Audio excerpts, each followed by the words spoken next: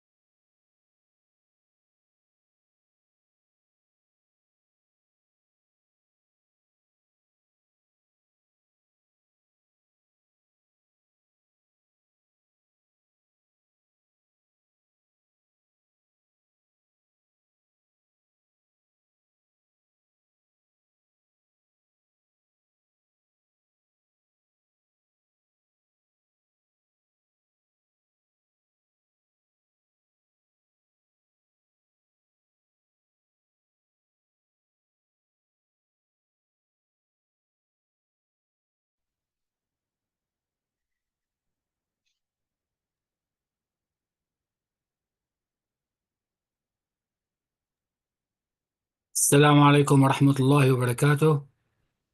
وعليكم السلام ورحمة الله وبركاته. الأخ فراس he has a question for you دكتور سهيل.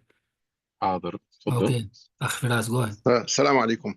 السلام ورحمة الله.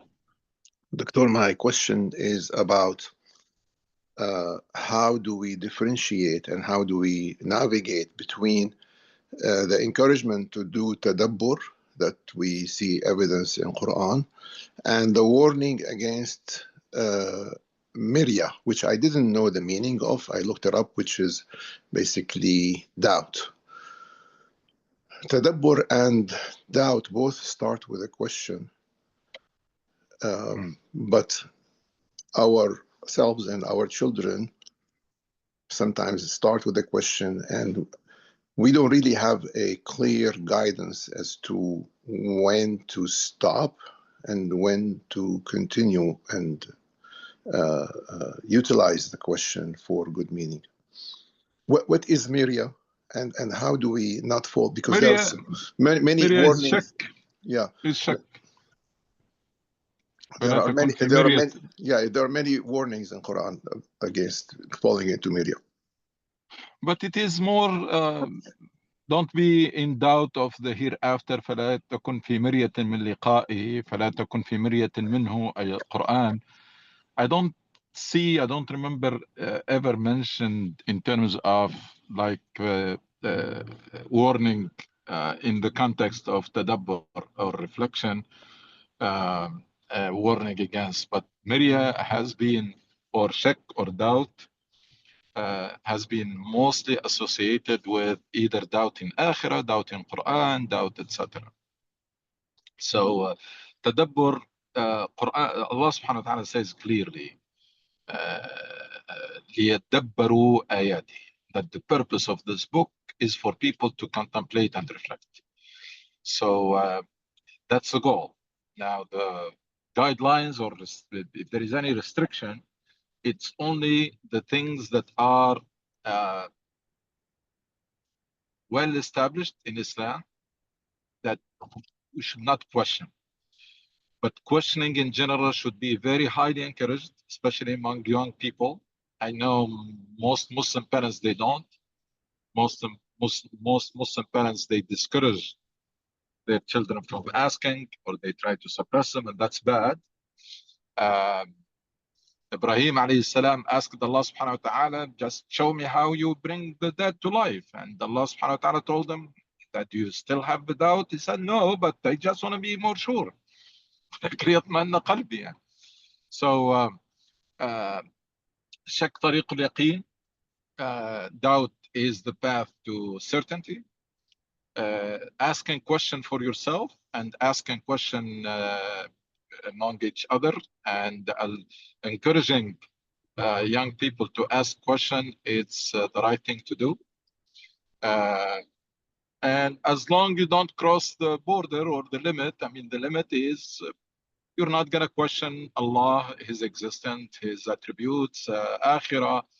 Other than that, the area is very wide, the area of contemplation and reflection. We made it narrow, unfortunately, because we accepted that very bad idea of the Salaf Salih, that we have to limit ourselves to their understanding.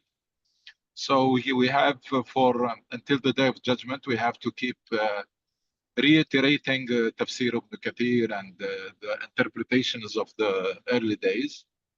That idea is very bad. It was consistent with freezing ijtihad. It led to majority of Muslims nowadays are not making any effort to understand Quran because they are afraid. They don't want to reflect. They don't want to think. And all of this has to be fixed. The norm is to ask and to question and to reach the truth and with the certainty, rather than accepting something without questioning. That's what they call critical thinking.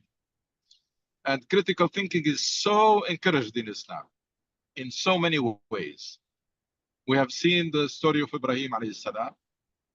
Allah subhanahu wa ta'ala did not become angry when Ibrahim told him, no, I don't have a doubt, but I just want to be more comfortable. We have seen Allah subhanahu wa ta'ala discussing with Iblis. We have seen prophets discussing with their people who rejected their message. We have seen Allah subhanahu wa ta'ala, every time tells us to do something, He justifies it. He tells us why. Why you shouldn't be drinking. إنما يريد الشيطان أن يوقع بينكم العداوة والبغضاء في الخمر والميسر وإثمهما أكبر من نفعهما. There is, Allah does not need to explain to us, but He's teaching us that critical thinking. Because we don't have the opportunity to ask Allah and then receive another wahi. So Allah put it in the Quran itself. This is haram because 1, 2, 3. Basically, Allah subhanahu wa ta'ala expects you to ask why. Why this is haram? Or why should I do this? That's why He explained it. So I see that strong encouragement of asking question when Allah subhanahu wa ta'ala الذي لا يسأل عما يفعل explains things and justify them, telling us basically you should be asking why. The Prophet ﷺ, people ask him and discussed with him and argued with him as soon as they know that what he's saying is not wahi.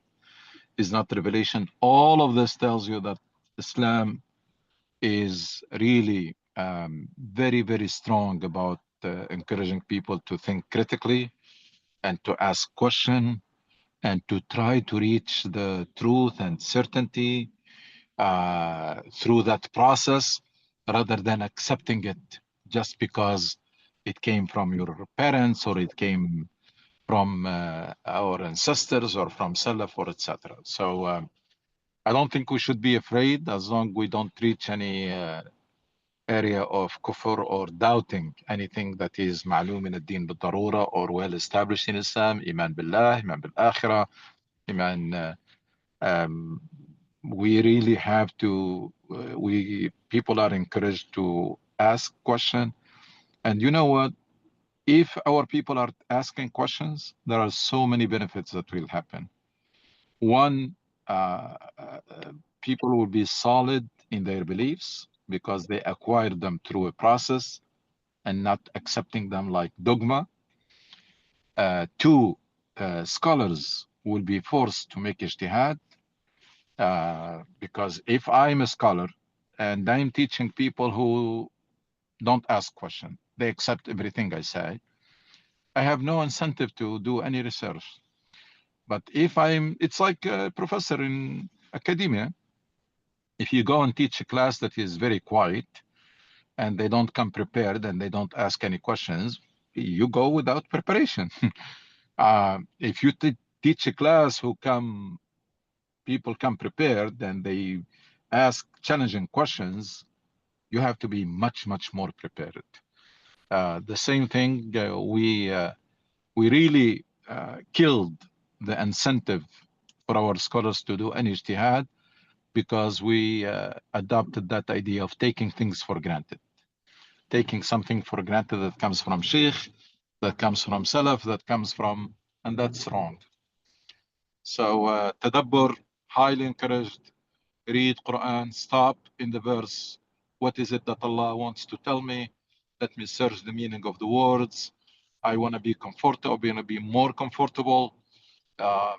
If I go and search the harm that is caused by anything that Allah has forbidden, that makes me much more comfortable. It's not that I'm not gonna do it until I know these things. No, and I'm not gonna drink alcohol or eat pork, even if I don't learn about the harm or the damage. But the more I learn about it, the more comfortable we'll become. Like ليطمئن قلبي, as Ibrahim alayhi salam said. The more we see what alcohol does to the body, what alcohol does to the human societies, to families, the more we see the problems with pork, the more we become comfortable. So it is really highly encouraged to have that belief and principle that are on very solid ground, rather than being accepted superficially, which can be shaken easily.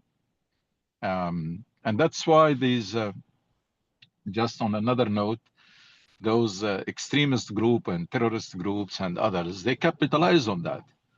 They capitalize because young people, they were not very grounded in their beliefs and in their principles, so they were vulnerable to deception. But if you have someone who is very grounded and very solid in the principle, they didn't just took them like this, that person will be much more immune to any deception. I don't know if I answered your question or not. No, you certainly did. The problem is that the default that we practice in our society or in our culture is to be afraid to ask a question, or to if we ask a question and somebody uses a text or a reference, they shut up the discussion immediately and say, okay, you're not going to argue with this reference or this certificate or this alim, while the question was initially just to establish knowledge, to use scientific method of asking and inquiring and trying to That's critique. what.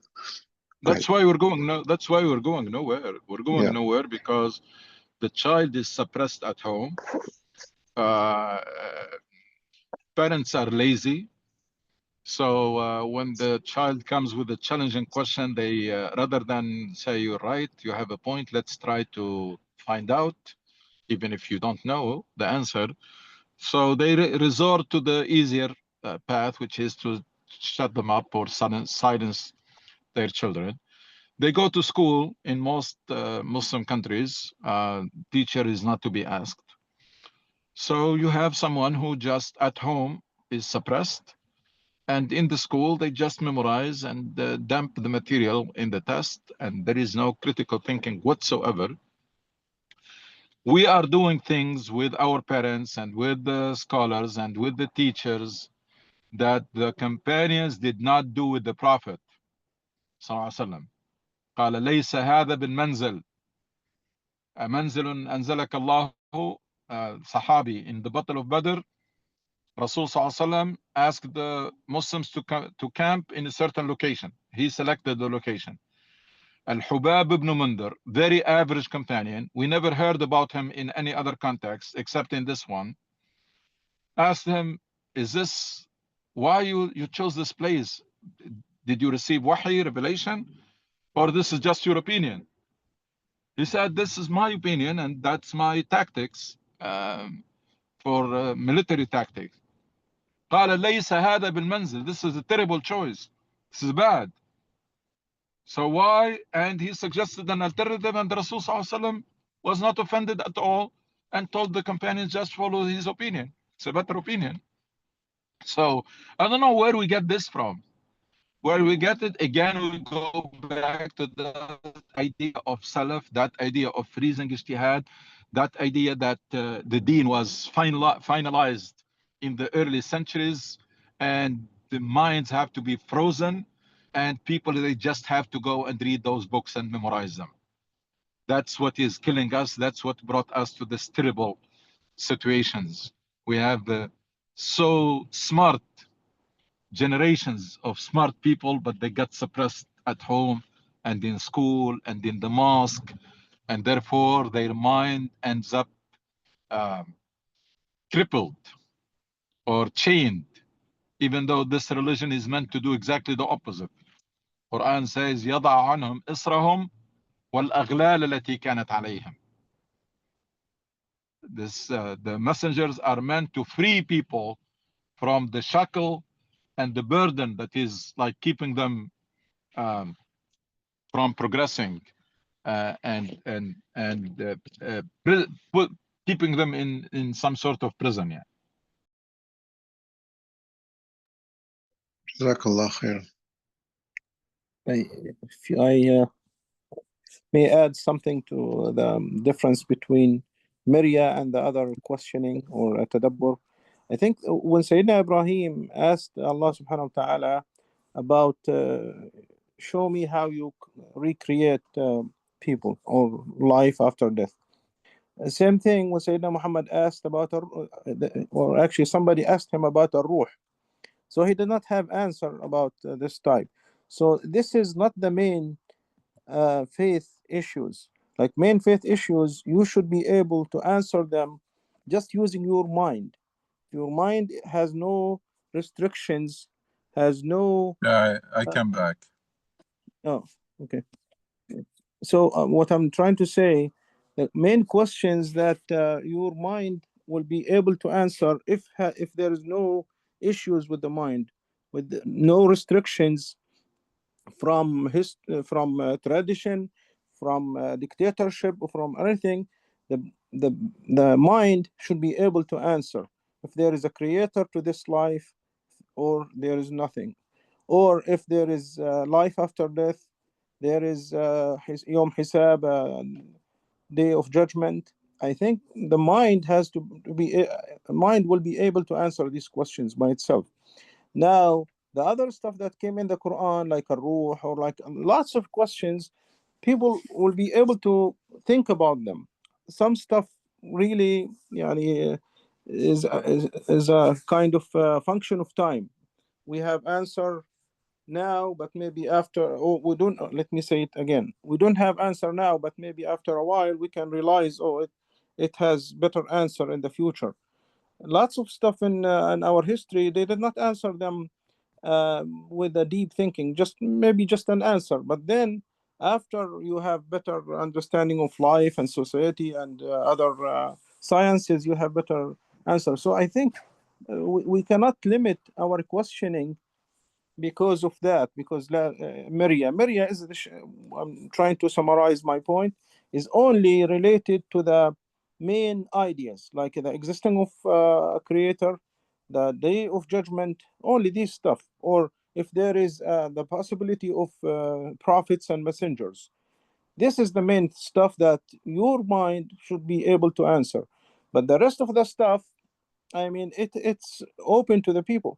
If we go back to our history when it was shiny and the golden age of Islam, in one city you will find hundreds of mujtahideen, of people who are really open thinkers, and they have their own understanding.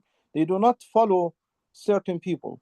But now, with the effect of dictatorship and heritage, Turath and all that stuff, we are now restricted. And whenever we ask a question or question something that's kind of dogma, it's like nobody question, or nobody, or everybody is scared of questioning, then everybody will attack you. This is just because of the dictatorship, but we should be able to answer. And this is actually the door, or the key to the door of the enlightenment, to open the problems that we have. That's my. We're doing something very strange. This idea of Salaf Salih runs against the teaching of Quran. Quran condemns this idea that إِنَّ وَجَدْنَا أَبَاءَنَا عَلَى أُمَّةٍ. Quran mentioned in several places that this idea that you find, you stick to whatever you find, is bad. You shouldn't. قال أولو جئتكم بأهدى مما وجدتم عليه آباءكم. How about if I bring you something better than what you find? Like Brother Muhammad was saying, as things are progressing, people discover more about this world, and therefore they can extract more guidance from the Quran. If you tell me, I tell you, we understand, we should at least understand the Quran more than the Salaf. Why? Because science has progressed, and there are so many things that become clear now, they were not clear at that time. And Quran, its guidance does not finish. The more we understand about life, the more we can extract guidance from Quran. There are verses that were not clear at that time, become more clear. Now I looked at the word mirya in Quran. It was mentioned 5 times. ألا إنهم في مرية من لقاء ربهم. They are in doubt of meeting Allah. ولقد آتينا موسى الكتاب فلا تكن في مرية من لقائه. ولا يزال الذين كفروا في مرية منه. That those who disbelievers, or non-believers, they are in doubt of the Quran.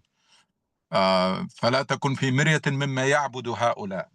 Don't question or don't be deceived by what these people are worshipping. أفمن كان على إن هود سورة هود فمن كان على بينة من ربه ويتلوه شاهد منه ومن قبله كتاب موسى إماما ورحمة فلا تكن في مرية منه. So it's always was mentioned in the context of don't doubt things that are crystal clear, whether it is Allah, whether it is Day of Judgment, whether it is that worshipping idol is wrong. These things never doubt them. But again, the Quran in many places condemns following blindly, condemns sticking to what you inherit. It was mentioned in this context always in a very bad way. إِنَّ وَجَدْنَا آبَاءَنَا عَلَى أُمَّةٍ وَإِنَّا لَا. We're gonna what the other verse says, فَرِحُوا بِمَا عِنْدَهُم مِنَ الْعِلْمِ. It was mentioned in the wrong way also, in a condemned way. Allah subhanahu wa ta'ala says, فَرِحُوا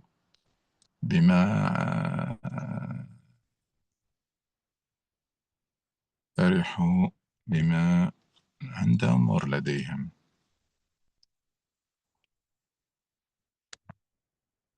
فرحوا بما let's try عندهم. Yeah. فلما جاءتهم رسلنا بالبينات فرحوا بما عندهم من العلم. They say no. What we have is enough. That's in Surah Ghafir, verse 83. فلما جاءتهم رسلهم بالبينات فرحوا بما عندهم من العلم. They said sufficient. What we have is enough. وحاق بهم ما كانوا به يستهزئون. So an idea that is well established among Muslims nowadays, that you have to limit yourself to the understanding of Salaf, is highly condemned in Quran. That you shouldn't limit yourself to what you inherit. You shouldn't be just followers. And so many verses. إن كنا لكم تبعا فهل أنتم مغنون عنا من شيء. So in many places, this idea that you stick to what you have or you follow somebody blindly, etc. In Quran, it is repeatedly mentioned in a way that is condemned and discouraged. And now we came to accept it, that we have to freeze our minds and then rely and stay forever reading the books of Ibn Taymiyyah and Ibn al-Qayyim and the Aqidah al-Tahawiyya and this and that and Ghazali and that's it. And then when you go to Azhar or whatever and you read those books, and especially if you memorize and you memorize some hadith with the sanad, you become scholars. So when you talk, nobody can, as Brother Firas mentioned, nobody can ask you because you are a reference. And when you say an, and hadith is in Bukhari and in Musnad Ahmad, nobody can talk. Everybody will be intimidated.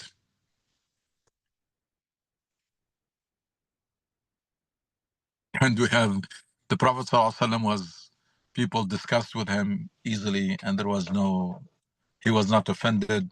And Allah subhanahu wa ta'ala had a conversation with Iblis. Why you're not making sujood to Adam? And Allah subhanahu wa ta'ala justifying everything for us. And Quran full of verses encouraging people to reflect and contemplate. And this deen came to free the minds of people, to free people from anything that will enslave them or limit them, and to free their minds.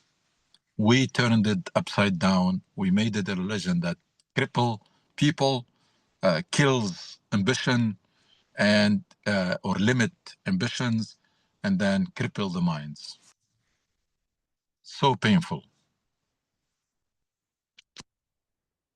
We have a question in the comments from Sister Amina.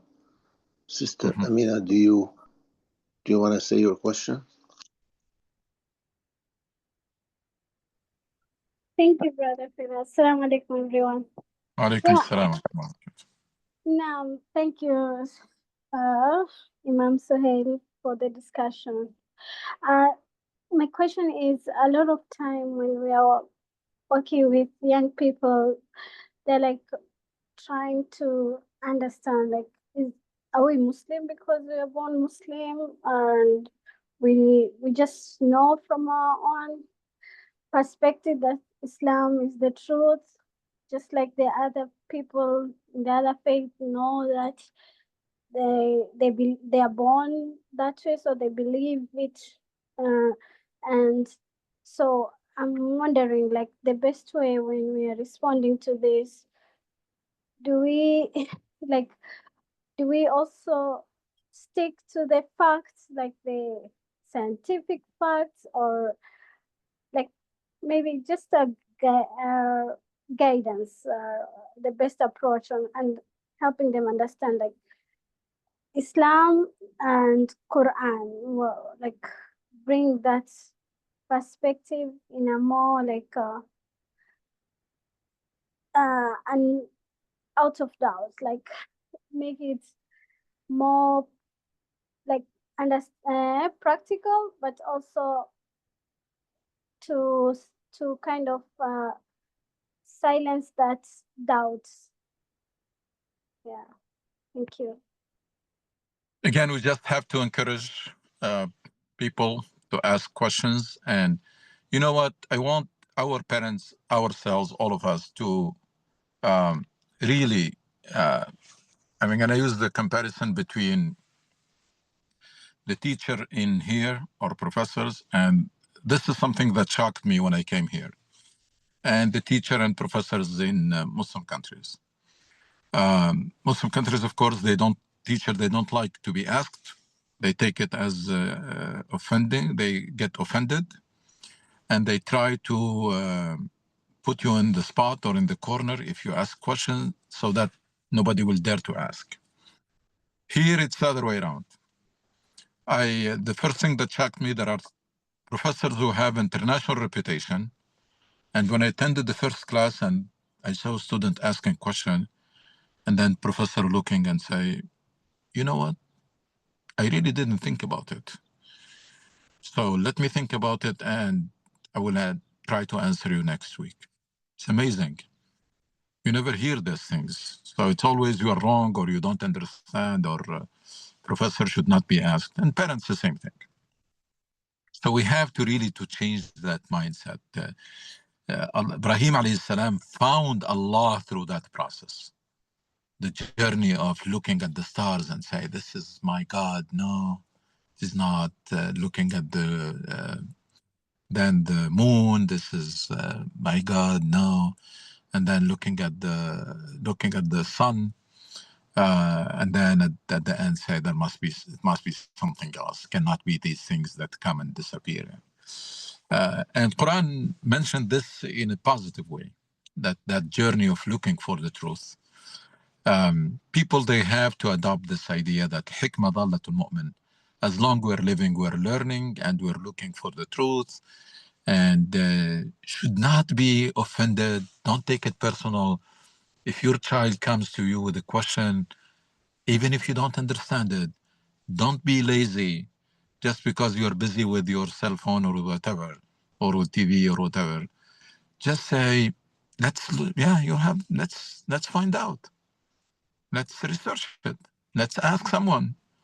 That's okay. I mean, as a parent, you're not expected to know everything. Nobody is expected to know everything. So we really have to encourage these, and because the whole education system in the Muslim world is producing nothing. It used to be better even before, but nowadays it does not nurture, لا يربي. It does not educate, لا يثقف. And now even it does not even teach. There are people who can graduate from college in many Muslim countries, and their ability to read and understand or to write is mediocre. All of this is because, again, the whole paradigm is wrong. The paradigm that starts from home, the way we accept religion, we're accepting it as dogma. Just take it because they say it, or because that's what we were told.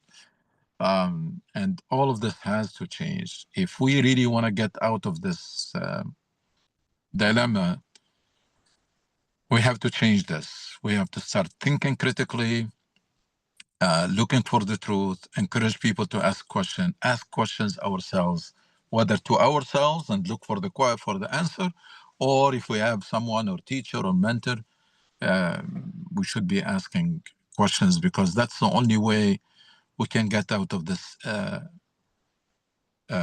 chronic intellectual stagnation. We have been intellectually stagnant for so many centuries.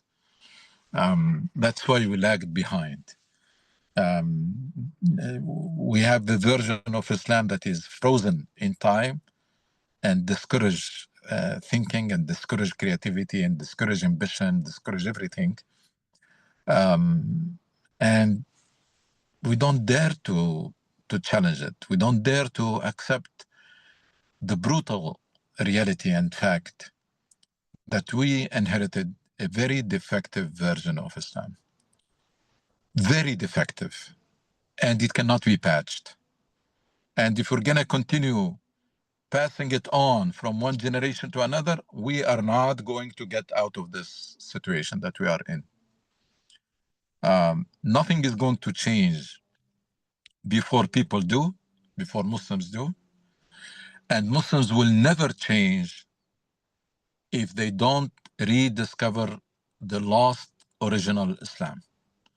With the current version of Islam, people are not going to change, and therefore their situation is not going to change.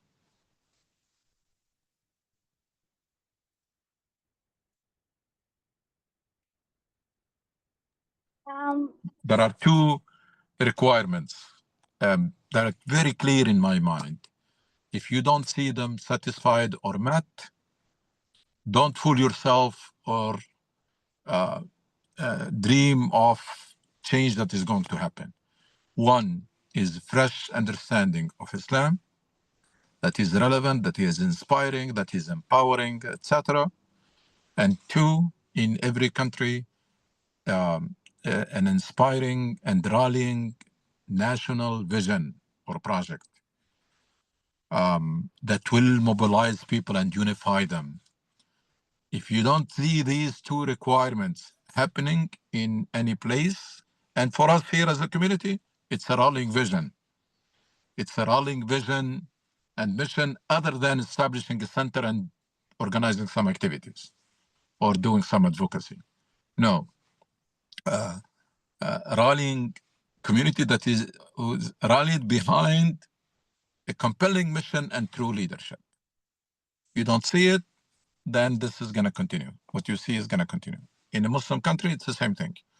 If you don't see a national, Shurua Watani, national inspiring project and vision that people embrace and believe in it and ready to sacrifice to turn it into reality, nothing significant is going to change. And another fresh understanding of Islam that starts from almost from scratch. Starts from the Quran and the consistent, authentic Sunnah. Sunnah that is consistent with the Quran, and then develop a new construct that is meant to do what? It is meant to fulfill the maqasid of the deen, the purposes, the ultimate purposes, within the thawabit as much as possible. Because the thawabit are very, very few. The things that are constant, they don't change. They are very few. We made them, we extended the list and we made it so long. The thawabit are very few, and even those thawabit, they are subject to ijtihad. Why they are subject to ijtihad? Because this deen came to achieve maqasid, purposes. Not to do something regardless of the outcome. There is something called fiqh al-ma'alat. We have seen Sahaba making ijtihad about text. That idea that la ijtihada fi nas, that you cannot make ijtihad if there is a text. That idea has to be put on the table. The text should be observed all the time until there is an issue with the maslaha or the maqasid. Then it has to be put to ijtihad. Like Umar ibn Khattab made ijtihad, Abu Bakr as-Siddiq made ijtihad in texts, nusus. Abu Bakr as-Siddiq, when he decided to fight al-Murtaddin, the companions, they told him, you are violating a hadith of the Prophet, including Umar ibn Khattab. He told him, there is a hadith of the Prophet that you are going against it. And he kept going. He insisted on doing that. And we know the ijtihadat of Umar ibn Khattab. Rasul Sallallahu Alaihi Wasallam, as a teacher, is telling us, he was talking to Aisha radiallahu anha. He said, I want to rebuild Kaaba, because Kaaba was destroyed by a flood before Muhammad Sallallahu Alaihi Wasallam, generations before. It was destroyed by a flood, and the Arabs did not have enough time, enough money, so they rebuilt it smaller than what it is. So Rasul Sallallahu Alaihi Wasallam felt bad. Now we have the means. So he wanted to destroy it and then expand it. He told Aisha, that's what I want to do. But I'm afraid that people's faith will be shaken when they see Kaaba brought down. So he did not do it. That's a lesson. That's a lesson that the Prophet wants to do something. He thinks that's the right way. That's the right thing to do. Why he did not do it? Because of the consequences.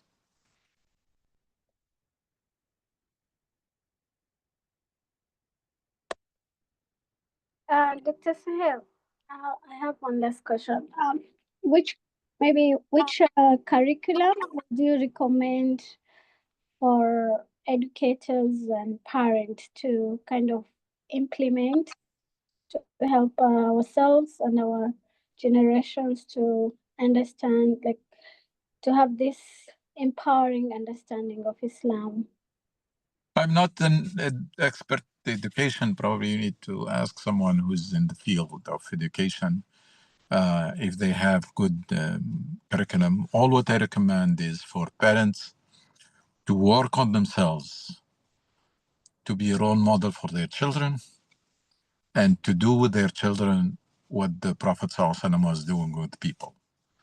Learn and teach. Develop yourself into a role model and mentor others. That's what the Prophet ﷺ was doing. يتلو عليهم آياته ويزكيهم ويعلمهم كتابه والحكمة. So parents should be in the process of learning and teaching, and should be in the process of developing themselves into a role model and mentoring their children. Because you can tell people to do as you do, you cannot tell people to do as you say. That's what I recommend. But academically, I'm not aware of what is available in terms of curriculum at like different levels, different grades, different schools. I know at certain point in time, people unfortunately were importing books from Middle East, and that was bad because education and even parenting is preparing the person for the society. You cannot bring a curriculum from Jordan or Saudi Arabia or anywhere and then use it to prepare children for America. It will not work because this is very different culture and very different society. But I believe there are some progress was made in trying to develop books and educational material here from this country that is much more relevant, because the examples that you use, the pictures that you use, have to be relevant. You can't teach someone in United States and use examples and stories from very different culture and different country.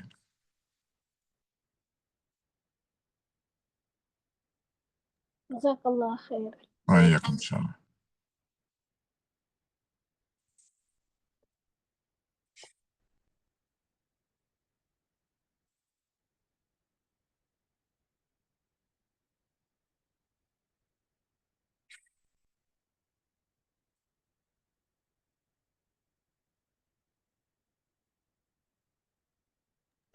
I did hear you. Assalamu alaikum. وعليكم السلام ورحمة الله وبركاته. So can we all agree, like, after the Khilafah, or based on one of the hadiths of Rasul sallallahu alayhi wasallam, that the first 30 years of Islam is where we got the real Islam, and after this it was a freezing Islam and making it to serve the politician and the needs of the people based on like who's more powerful and who's gonna leave the power for his kids? And this takes me into, oh my goodness, sorry, into one of Dr. Suhail's posts in Facebook that I really wanted a question about. And now I lost it, but it's, I'm gonna try to get it as fast as possible. It's from April 1st. And it talks about, I believe this is the one.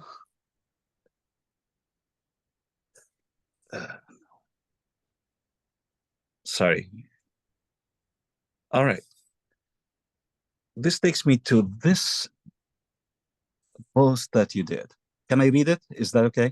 Yeah.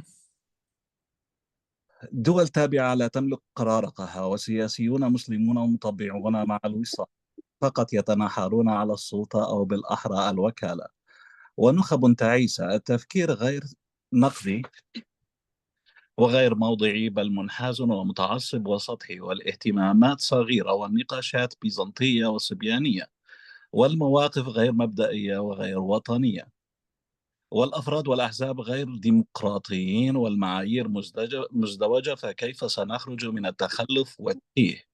من أين سيأتي التغيير؟ فقط أنظمة تستبدل وزعامات وهيمنة يصنعها الخارج والمطبلون، وأحلام يقظة ترسم في المخيلات، ثم تنتهي الدورة والحلقة المفرغة بخيبة أمل، وتغرق الشعوب بعد النشوة في الإحباط والسلبية واللامبالاة.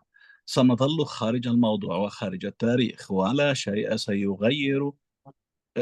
ولا شيء سيتغير إلى أن نتخلص من المقاربات العقيمة التي أثبتت فشلها، ونواجه بشجاعة وإقناعنا الصادم تشخيصا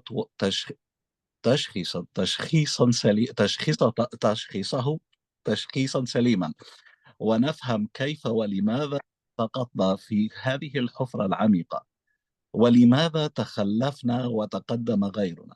قبل ذلك هي الثرثرة واللغو والجري في المكان والدوران حلقة مفرغة تعيدنا في كل مرة إلى المربع الأول. And I was very interested to see if you can it's like you can focus on anything you want, but I really wanted this last paragraph, last sentences. الموضوع وخارج التاريخ، ولا شيء سيتغير إلى أن نتخلص من المقاربات العقيمة التي أثبتت فشلها. And I feel like all of what you have here is relative to what we're discussing today in somehow some relation. ونواجه yes. Mm-hmm. The brother was, because his was long and in Arabic, but I was reading a post. Basically, I was describing our reality, which is basically countries that are not truly independent. Politicians are really either sell out or fighting for power for the sake of power. Elite there is no critical thinking or objective thinking. People are biased, people are superficial. They're interested in minor issues and details in their discussions. Their stands are not principled stands. It's really was description of current situation, and I've ended up by saying that nothing is going to change if we're still thinking the same way and adopting the same methodologies and approaches. And before we understand how and why we ended up in this dilemma and why we lagged behind and other people progressed, other than that, we are just wasting time and energy. I mean it. I mean it. That's the way I see it. I see all what's going on is really basically spinning wheels, daydreaming. We're going nowhere. We are not. We are in state of loss. We lost our way a long time ago. And to go back to your first remark, that's what I believe. And I believe that the true Islam was implemented during the Khilafah Rashida, during the first 30 years. The political system was Islamic. People were really, Islam was simple. It did not become complicated with fiqh and usul al-fiqh and usul al-hadith and ilm al-hadith and ilm al-tafsir and ilm this and ilm that. It was simple. Ijtihad was really open.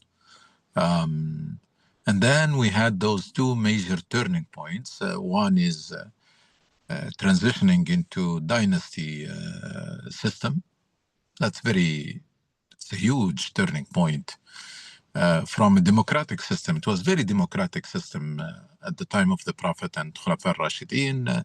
There was consultation, there was leadership by consent, there was transparency, there was accountability, all the elements of democracy are there. There was a constitution. There is the concept of citizenship. People, they were not thinking of themselves as subjects, but citizens. And then we have that regression, unfortunately, when become a family ruling, absolute power, no transparency, no accountability, no leadership by consent. People slowly start thinking of themselves as subjects. The ruler can do whatever they want, and we just have to accept it. And then the other turning point, which is when they said whatever we have of fiqh and Islam and jurisprudence and etc. is enough, and therefore let's freeze it. Let's limit. Why? Because so that Islam does not deviate, and so that we and because the Salaf, they understand the early generation, they understand Islam better, so let's stick to that. That's we are continue to pay the price for those two major turning points. And yes, Islam was lost and was frozen in time, and the one that reached us through centuries of political stagnation and Islam controlled by those who are in charge. They have their own scholars who will issue them any fatwa or anything they want. And once Islam, the religion, became under the control of politicians who are a dictator, then you expect the major mutilation and twisting. And that's what happened. So everything that can inspire people, that can raise the awareness of people, that can empower people was suppressed. And the only thing that was promoted is things that do not challenge the status quo. Fiqh ibadat, go and study about how you make wudu, how you fix your prayer, how zakat and zakat fitr, should we pay it in kind or should we pay it? Go and publish books and establish think tanks about these things, because they don't bother them. So yeah, that's my firm belief. It has really to be rediscovered. I know this reality is not going to be accepted easily. It's not probably going to accept it anytime soon, because people usually in our lives, if you do something for several years, you don't want to accept that you are wrong, because it's very painful to say I was wrong. Forget it about if it is 10 years or 20 years, etc. Usually even months, we don't want to acknowledge that we were wrong, because as if all of this time was wasted. No, رجوع إلى الحق فضيلة. Whenever you find the truth, go back to it. It's never too late. And I mentioned last time the example of Khalid ibn Walid and Mu'tah. In one day, people, they changed their mind. In one day, they were to fight, and then they found that this is going to lead to extermination, and they decided to withdraw. It's okay. There was a decision yesterday. Decision was to fight. They fought for one day, 30,000 against 200,000. And it was clear that it's going nowhere. Nobody said, no, we cannot go back, and we cannot. Are you saying that we were wrong? No, yeah, that's okay. We really have to develop that skills in our personal life, community life, and at all levels. That we're looking for the truth, and if we make a wrong choice, there is something called cut your losses. It's okay. It's okay to make a mistake. Quran condemns those who insist on the mistake. What they say? What does it say? وَلَمْ يُصِرُّوا عَلَى مَا فَعَلُوا. Praises those who come back. الذين إذا فعلوا فاحشة أو ظلموا أنفسهم ذكروا الله فاستغفروا ذنوبهم. Allah is describing muttaqeen, the pious people. Those who, when they make mistake, they repent. وَلَمْ يُصِرُّوا عَلَى مَا فَعَلُوا وَهُمْ يَعْلَمُونَ. When you insist on doing what is wrong after you discover it, that becomes kibr. That becomes arrogance.